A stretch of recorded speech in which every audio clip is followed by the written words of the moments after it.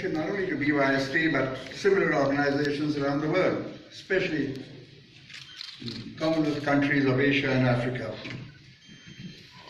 We are, of course, deeply grateful to Sri Venkaiah for being with us here today. Earlier in the year, we were honored to serve with your presence at the unveiling of BYST's Mentoring India program at the Rashtrapati Bhavan. Again, that program coincided with the inaugural function of BYST's 25-year celebrations. Sri Venkaiah is a man, I think most people here in the audience know, rooted in our soil.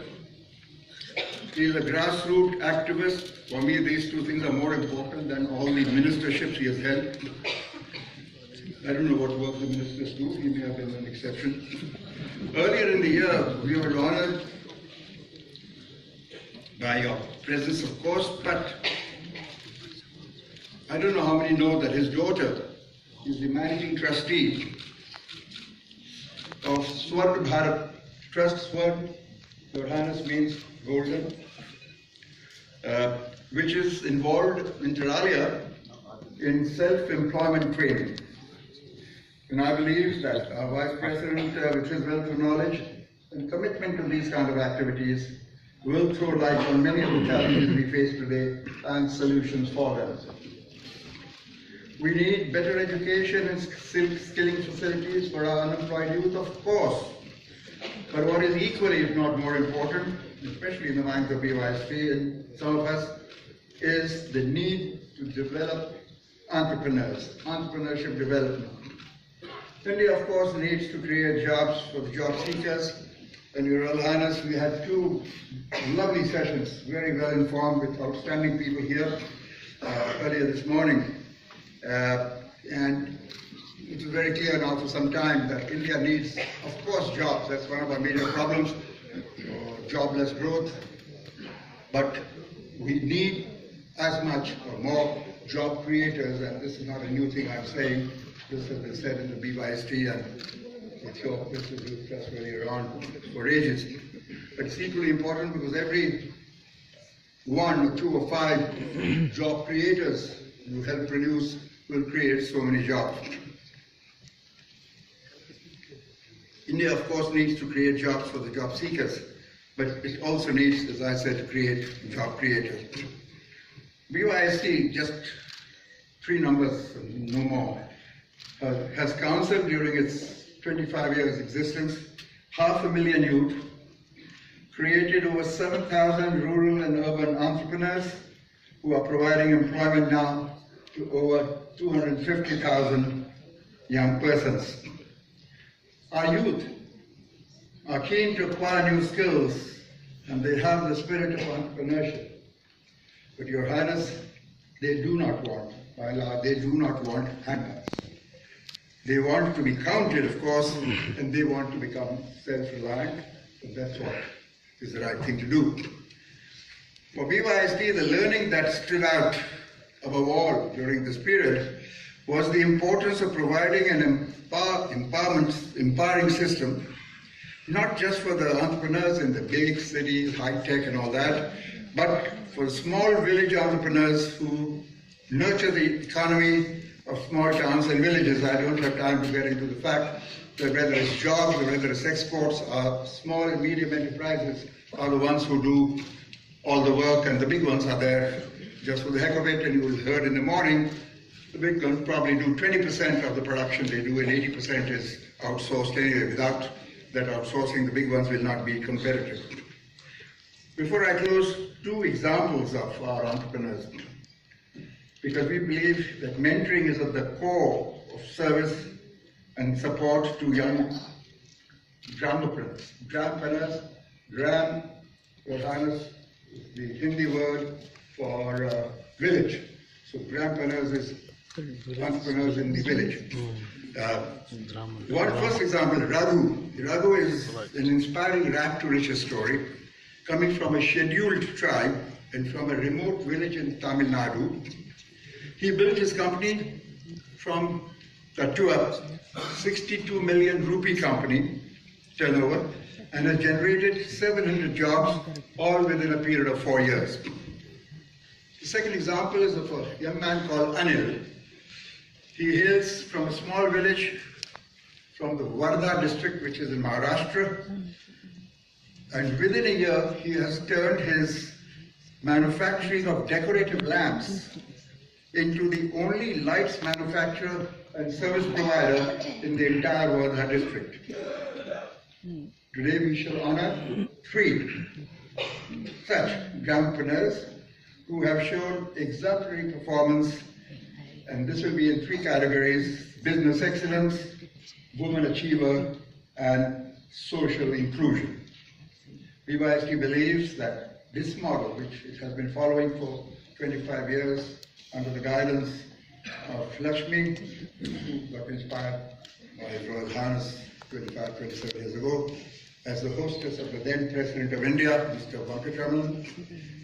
We believe that this model deserves to be multiplied many times over, because it is an exemplar, not only to the government, Pankaj, but to many others as to what can be done for producing job creators. After this is over, please do visit the exhibition, which showcases some of the select products of our entrepreneurs from around the country. Once again, to all of you, a very hearty, sincere welcome. Thank you very much, and Jai Hind.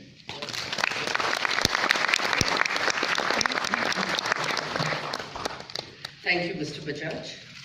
Ladies and gentlemen, we have reached the most exciting part of our program today, the presentation of the BYST Hall of Fame Silver Jubilee Awards. I'm privileged to announce the BYST Hall of Fame Silver Jubilee Award for Business Excellence goes to Mr. Siddharth Salunke from Pune. May I request Mr. Siddharth Salunke and his mentor, Mr. Sunil Malkhani, to please come up on stage and accept the award. To present the awards, may I request the dignitaries to please come forward.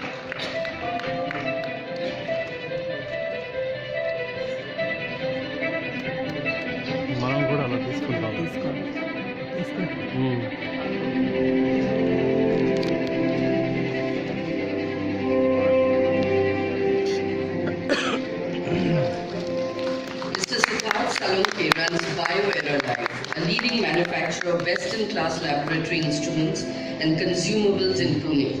Equipped with financial assistance and with Mr. Malkhani as a mentor from BYST, today he has a turnover of USD 8.98 million, which is 116 times that of his initial investment, and employs 225 people.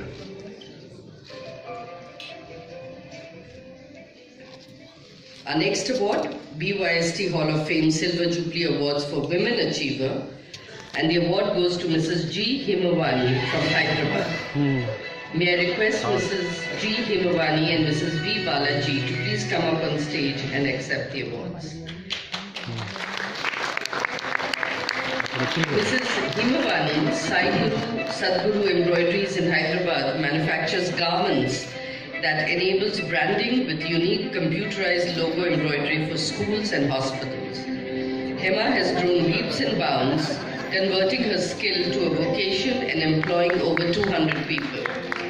All this has been done possible thanks to her mentor, Ms. Balaji, a businesswoman herself. We thank her for her tremendous support.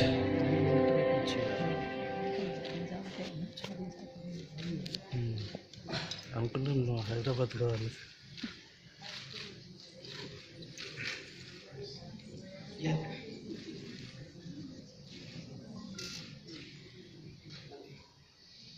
The last and final award, BYST Hall of Fame Silver Jubilee Awards for Social Inclusion. The award goes to Mr. C. Raghu from Chennai. May I request Mr. Raghu and Mr. N. Krishnan to please come up and accept the award. Raghu's is an inspiring rags to riches story which Mr. Bajaj referred to. In a short span, Everest Pipes, his Chennai-based company, made a phenomenal turnover of USD 9.56 million and has generated 700 jobs for the rural youth. We thank his mentor, N. Krishnan, a businessman, for his continued support to BYST.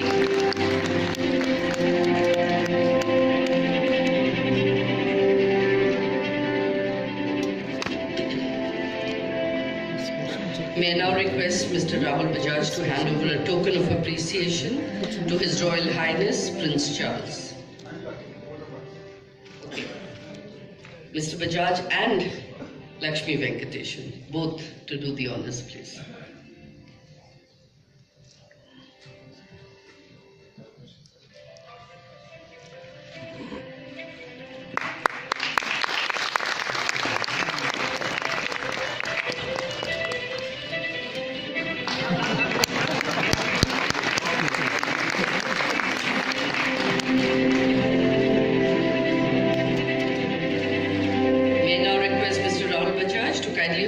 Hand over a token of appreciation to the Honorable Vice President of India, Mr. Venkaiah Naidu.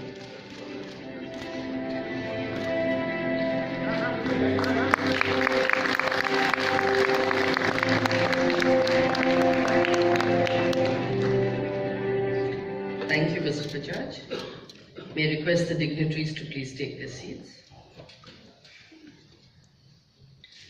Ladies and gentlemen, I now have the pleasure and honor to invite His Royal Highness Prince Charles to address us, please.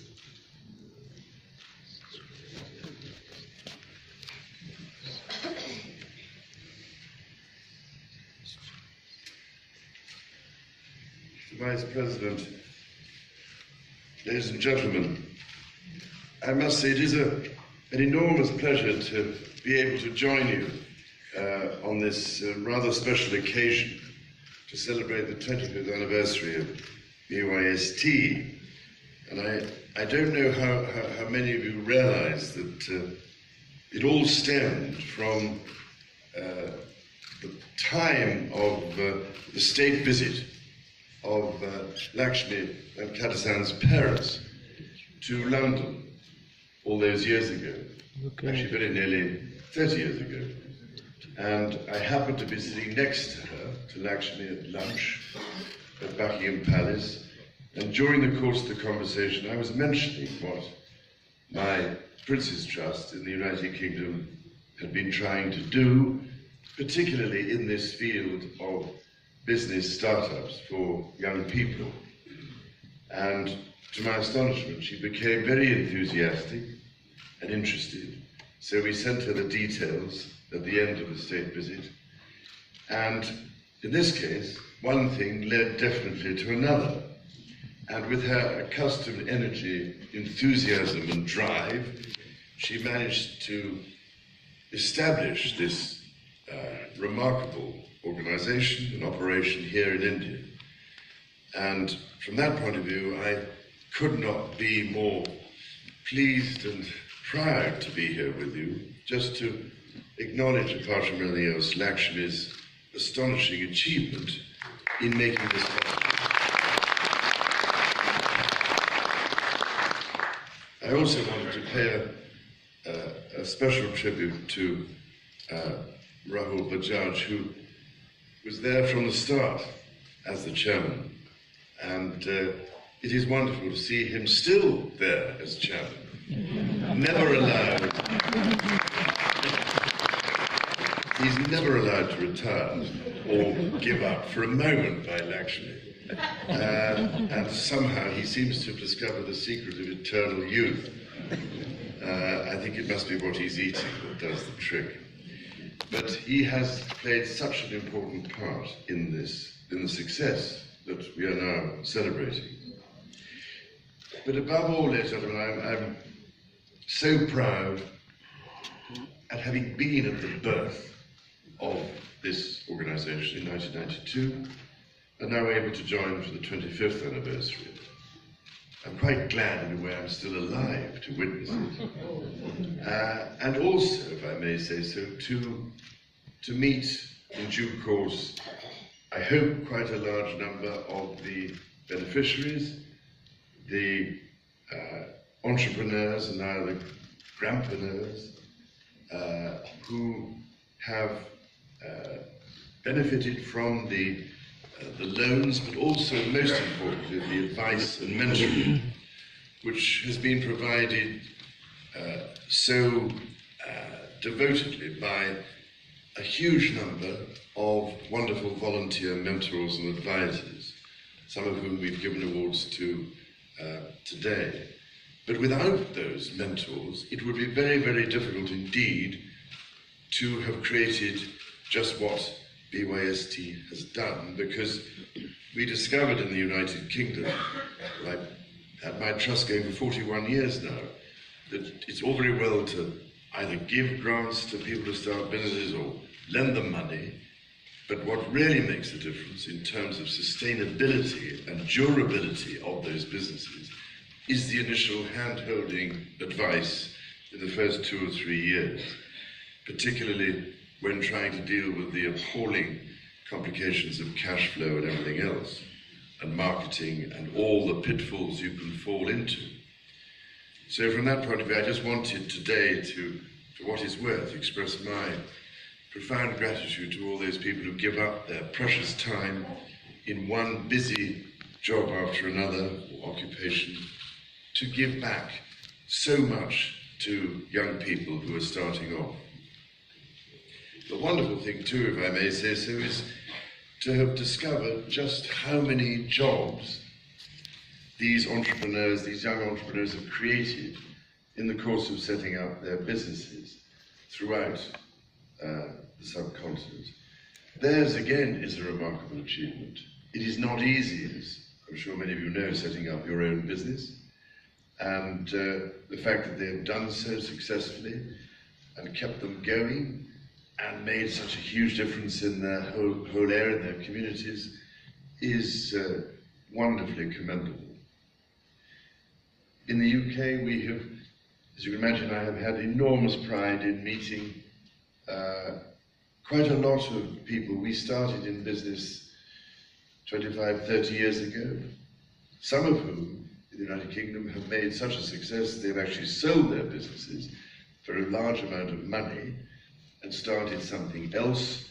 But also, for me, the great return on this investment, long-term investment, is to see them put some of that money they have made back into helping other young people to start their own businesses. This is exactly what I was hoping for at the start, to create a virtuous circle which could reinvest in the future success of young people and the contribution they can make to their communities and their country. So if I may say so, Lakshmi and Rahul, I'm